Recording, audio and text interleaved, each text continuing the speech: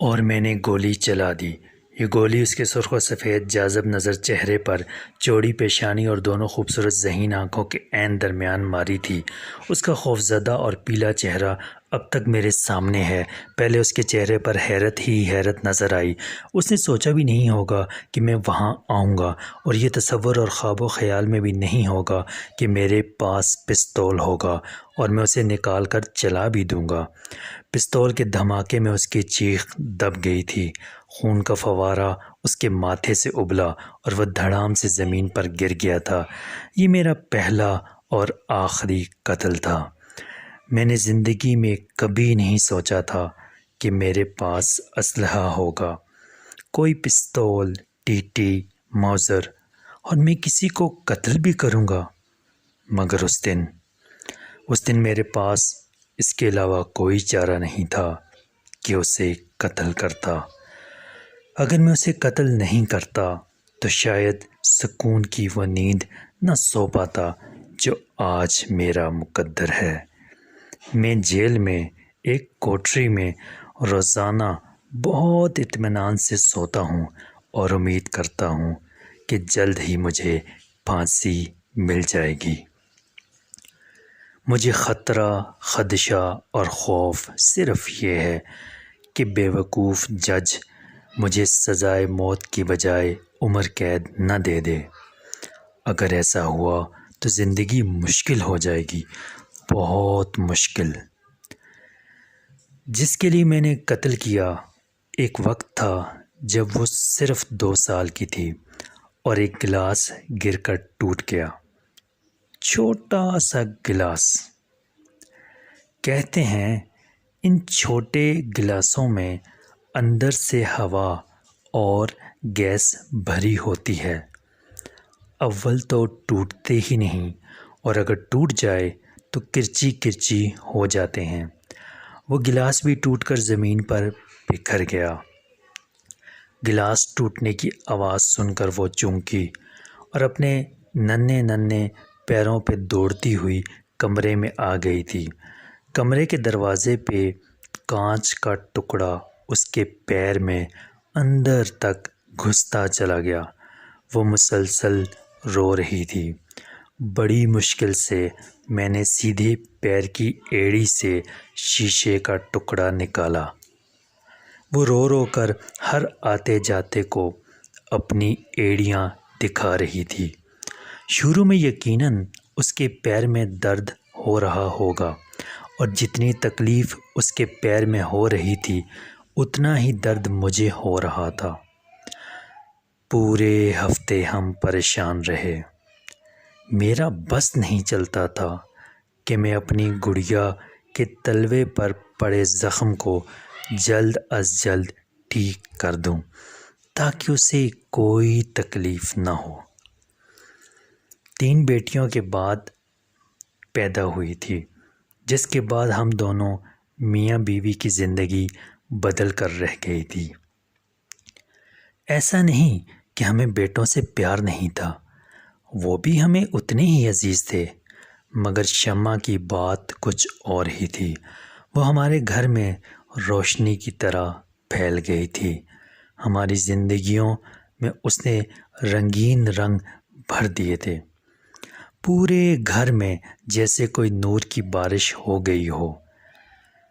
جس نے شمع کے دل میں ہر اچھی بات کے لیے شوق کا جذبہ پیدا کیا، اسی لیے ہم نے اس کا نام شمع رکھا تھا۔ شمع کی زندگی کا ایک ایک پل مجھے یاد ہے۔ ہم ماں باپ اور اس کے 3 بھائی ہر وقت اس کے آگے پیچھے گھومتے رہتے تھے، اس کی شرارتیں درگزر کرتے، اس کی بدتمیزی کو بھول جاتے، اس کی ضد کو ٹالتے نہیں تھے، اس کی فرمائش ضرور پوری کرتے، اس کی پسند سب کی پسند بن جاتی، اس کی ناپسندیدگی کا ہر ایک کو خیال ہوتا۔ ایسا لگتا تھا کہ ہم سب اس کے لیے کام کر رہے ہیں۔ ایسی تھی ہماری شمع بیٹی۔ شمع بہت ذہین تھی، اسکول میں خوب پڑھتی، اور عجیب بات یہ تھی کہ ہم سب کے لیے بیجا لاڈ پیار کے باوجود شمع بگڑی نہیں تھی۔ اس بات کے لیے میں اپنی بیوی کا شکر گزار ہوں جس نے شمع کے دل میں اچھی بات کے لیے شوق کا جذبہ پیدا کیا۔ شمع کے اپنی ماں سے بڑے خصوصی تعلقات تھے۔ دونوں ماں بیٹی گھنٹوں نہ جانے کیا کیا باتیں کرتی رہتی تھیں۔ مجھے یاد ہے جب وہ 2-3 سال کی تھی اور اس نے ابھی صحیح طرح سے بولنا بھی نہیں سیکھا تھا، مگر اس کی ماں اس سے باتیں کرتی رہتی تھی۔ وہ اس کا جواب سنے بغیر ہی اکیلے میں ہی کچھ نہ کچھ بولتی رہتی تھی۔ مجھے عجیب سا لگتا تھا، مگر ان دونوں کے لیے عجیب نہیں تھا۔ ہم دونوں کی محبت مختلف تھی۔ مجھے اچھا نہیں لگتا تھا کہ شمع کی کسی بات سے انکار کروں۔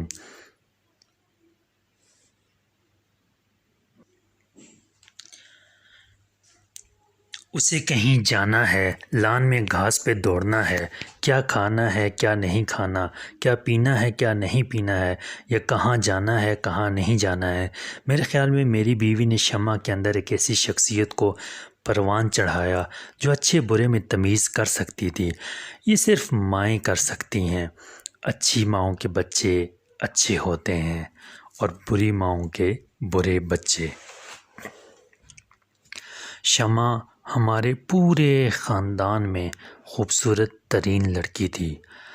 وہ 10ویں کلاس میں ہی تھی کہ خاندان اور خاندان کے باہر سے رشتے آنے شروع ہو گئے۔ ہم نے تو سوچا بھی نہیں تھا کہ اس کی شادی اتنی جلدی کریں گے۔ میرا خیال تھا کہ اسے پڑھائیں گے، لکھائیں گے اور ڈاکٹر بنائیں گے، اور در حقیقت شمع خود بھی یہی چاہتی تھی۔ شمع کے تینوں بھائی بھی اچھا پڑھ رہے تھے، مگر کسی نے بھی ڈاکٹر بننے کی خواہش کا اظہار نہیں کیا تھا۔ ایک الیکٹرانکس پڑھ رہا تھا، ایک کی دلچسپی کمپیوٹر میں تھی اور ایک نے کراچی کے IBA کالج میں داخلہ لیا تھا۔ شمع کو آسانی سے میڈیکل کالج میں داخلہ مل گیا۔ شمع کے میڈیکل کالج کے آخری سال تک دونوں بھائی امریکہ جا چکے تھے اور ہم نے ان کی شادیاں بھی کر دی تھیں۔ چھوٹا بیٹا یاسر MBA کرنے کے بعد کراچی میں ہی کام کرتا رہا تھا، مگر ملک کے حالات ایسے نہیں تھے کہ ہم انہیں منع کرتے۔ نہ چاہنے کے باوجود ہم نے انہیں جانے دیا تھا، اور یہ بھی پتہ تھا کہ یاسر بھی چلا جائے گا۔ ہم دونوں میاں بیوی کو ان کا مستقبل عزیز تھا۔ ان دنوں کراچی تو ایک ایسا شہر ہو گیا تھا جہاں کبھی بھی کسی بھی وقت کوئی بھی انہیں مار جاتا۔ اگر انہیں مواقع تھے کہ وہ امریکہ جا کر محفوظ زندگی گزار سکیں، ترقی کریں، پھل پھول سکیں، آگے بڑھیں اور دنیا میں نام کمائیں، تو ہمیں کیا اعتراض ہو سکتا تھا؟ آخر ابا جان بھی تو دادا جان اور خاندان کے بہت سارے لوگوں اور جدی پشتی جائیداد چھوڑ کر پاکستان آ گئے تھے۔ اچھے مستقبل کے لیے تو یہ کرنا پڑتا ہے۔ پاکستان میں نہ تو قابلیت کی قدر تھی، نہ علمیت کو کوئی پوچھتا تھا، اور نہ ہی پیشہ ورانہ مہارت کی وجہ سے ترقی ہوتی ہے۔ یہاں تو سفارش اور سیاسی تعلقات پر کام ہوتے ہیں۔ ایسے حالات میں اچھا ہی تھا کہ میرے بیٹے ملک چھوڑ کر چلے گئے تھے۔ ہمارا کیا تھا، ہم تو مر ہی جائیں گے، ہماری وجہ سے ہمارے بچے کیوں ترقی نہ کریں؟ میڈیکل کالج کے آخری سال میں شمع کے لیے آنے والے رشتوں میں ایک رشتہ ہم لوگوں کو پسند آ ہی گیا۔ پرویز اچھے خاندان کا پڑھا لکھا لڑکا تھا۔ خاندان کا بڑا کاروبار تھا جس کی وہ دیکھ بھال کر رہا تھا۔ رشتہ پکا کرنے سے پہلے میں بھی اس سے مل چکا تھا۔ دیر تک باتیں ہوتی رہی تھیں۔ میں نے اس کو بتایا کہ شمع ایک ذہین لڑکی ہے، وہ ڈاکٹر بننے کے بعد آگے بھی پڑھنا چاہتی ہے، وہ کام بھی کرے گی۔ بیٹی کا باپ ہونا بھی مشکل کام ہے، ایک ایک لمحے پر دل دھڑکتا ہے کہ کہیں کچھ غلط نہ ہو جائے، خاص طور پر شادی کے وقت کہ کہیں کچھ ایسا ویسا نہ ہو جائے، کسی ایسے بندے سے شادی نہ ہو جائے جو جگر کے ٹکڑے اور دل میں بسی بیٹی کے ساتھ کچھ ایسا کر بیٹھے کہ باپ زندگی بھر افسوس کرتا رہے۔ پرویز سے میں متاثر ہوا۔ اس کی شخصیت دلکش تھی، وہ پڑھا لکھا اور سمجھدار آدمی تھا۔ اس نے کہا کہ اس کی مرضی اس کی بیوی مزید پڑھے یا کام کرے، اور اگر نہ بھی کرے گی تو اس کو کوئی مسئلہ نہیں، آج کل زمانہ بدل گیا ہے۔ انکل، کسی پڑھی لکھی لڑکی کو گھر کیسے بٹھایا جا سکتا ہے؟ کام تو کرنا چاہیے۔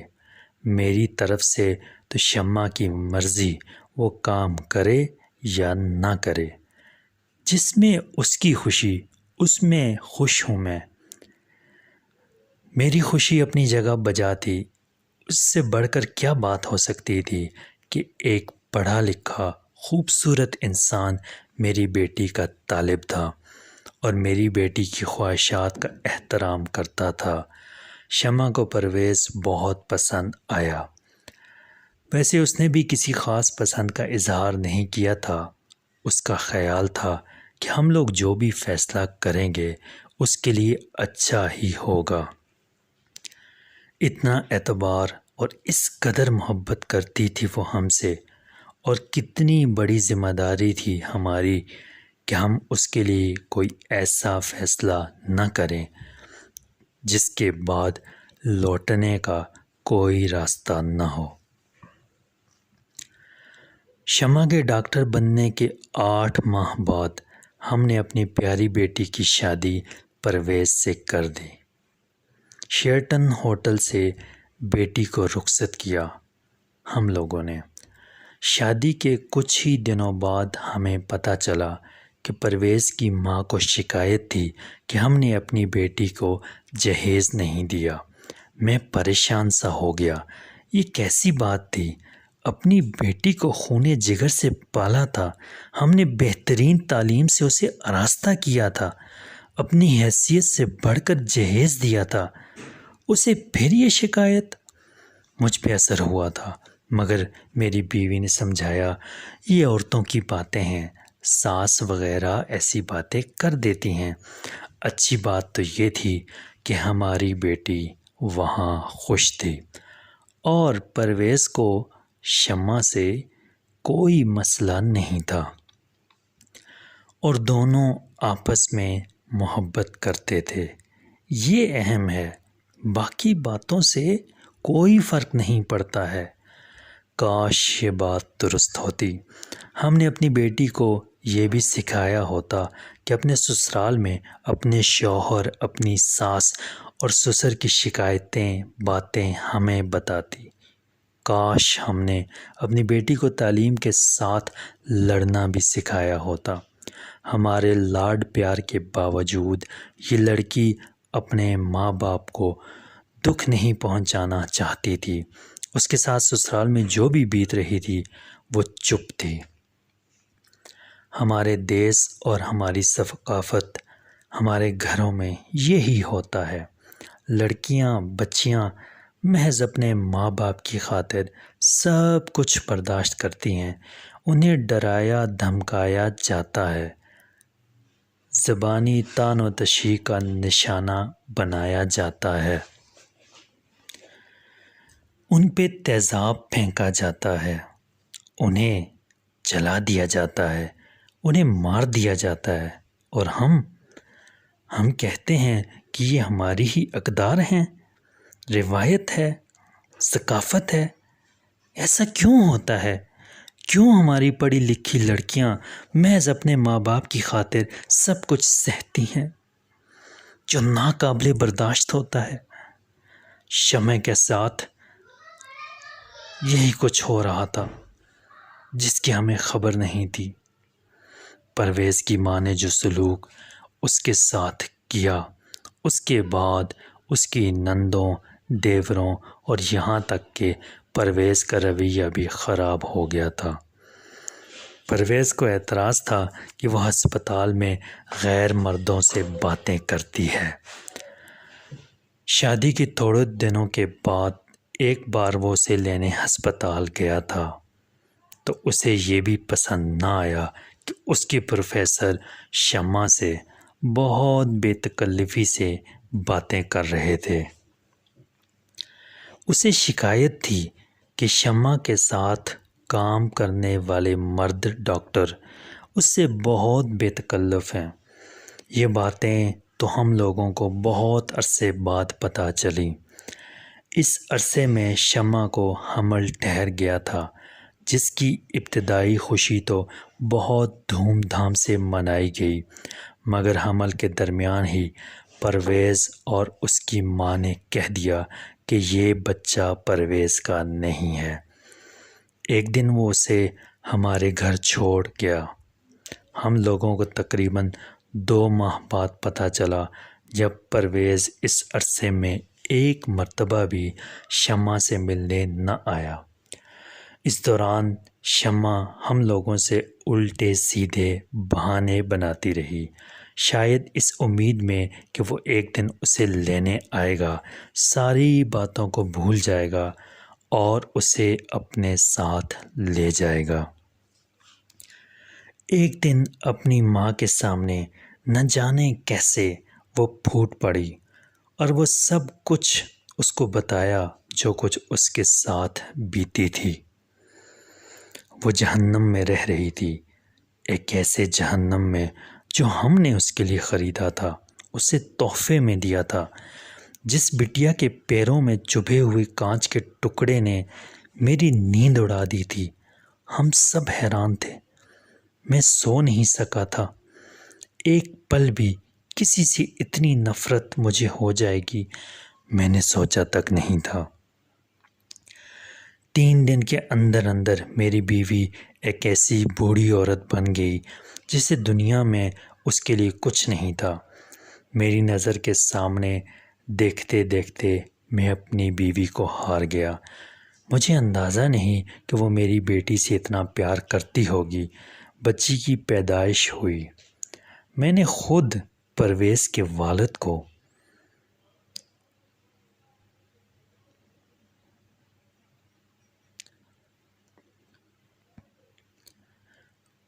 ان کے پوتی ہونے کی خوشخبری دی۔ انہوں نے کسی گرم جوشی کا اظہار نہیں کیا، کوئی مٹھائی کھانے کی فرمائش نہیں کی اور طلاق نامہ مل گیا۔ میری بیٹی جس کے تلووں میں لگے ہوئے شیشے کے ٹکڑے کو نکالنے میں خون کے آنسو رویا تھا، اس کے دل میں پرویز نے چھرا گھونپ دیا تھا اور میں اس چھرے کو نکال نہیں سکتا تھا۔ 3 دن کے بعد میری بیوی کو یکایک دل کا دورہ پڑا اور وہ دیکھتے ہی دیکھتے اسپتال جاتے ہوئے دم توڑ گئی۔ مجھے پتا تھا کہ اسے شمع کا غم کھا گیا۔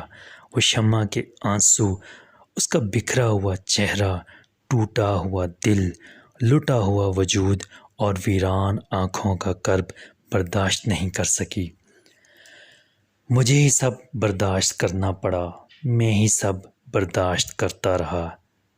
بچی کا عقیقہ کیا، اپنی بیٹی کو دوبارہ ہسپتال میں نوکری کے لیے راضی کیا، اسے آمادہ کیا کہ وہ زندگی کی جنگ میں شامل ہو۔ یہ جنگ تو لڑنی پڑتی ہے اور یہ جنگ کرنی پڑے گی۔ میری بہادر شمع یہ جنگ لڑنے کو آمادہ ہو گئی۔ اس نے ہسپتال میں کام شروع کر دیا۔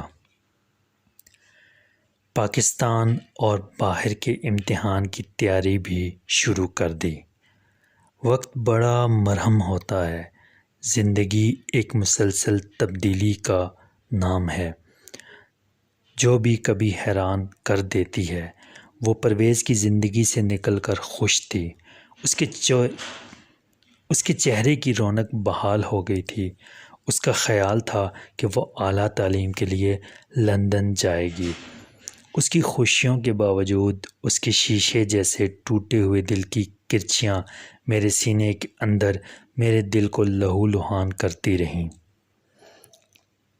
ایک دن میرے بچپن کا دوست وسیم اپنے بیٹے کے لیے شادی کا پیغام لے کر آ گیا۔ وہ لندن میں ڈاکٹر تھا اور شمع سے شادی کرنا چاہتا تھا۔ سب کچھ جلدی جلدی ہو گیا۔ میرے سمجھانے پر وہ راضی ہو گئی اور وسیم کے بیٹے نیاز سے ملاقات کے بعد اس کا نکاح ہوا اور بچی کے ساتھ لندن چلی گئی۔ اب مجھے پتہ چلا تھا کہ مجھے کیا کرنا ہے۔ اس وقت کا انتظار جب میری محبت کا حساب ہوگا، میرے درد کا شمار ہوگا، ان کربناک راتوں کا مداوع ہوگا جو میری بیوی نے نہ جانے کیسے گزاری تھیں۔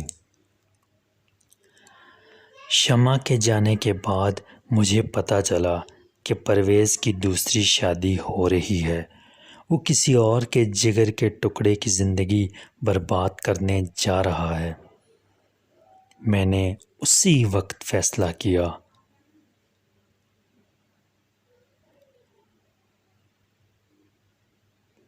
کہ میں اس کو نہیں چھوڑوں گا۔ یوں میں نے زندگی میں پہلی مرتبہ ایک انسان پر گولی چلائی اور اسے ختم کر دیا۔ اس دن مجھے پتہ چلا کہ لوگ قتل کیوں کرتے ہیں۔ وہ قتل مقتول سے نفرت کی بنا پر ہوتا ہے۔ وہ قتل محبت کے لیے کرتے ہیں، ایسی محبت جیسی مجھے شمع سے تھی۔ مجھے نہیں معلوم کہ میں نے ٹھیک کیا یا غلط، مگر میں مطمئن ہوں کہ وہ کمینہ انسان کسی اور شمع کی زندگی تباہ نہیں کر پایا تھا۔ مجھ جیسے سزائے موت کے منتظر قیدی کی آخری درخواست ہے کہ کمنٹس میں ضرور بتائیے گا کہ میری زندگی کی یہ کہانی آپ کو کیسی لگی۔ ختم شد۔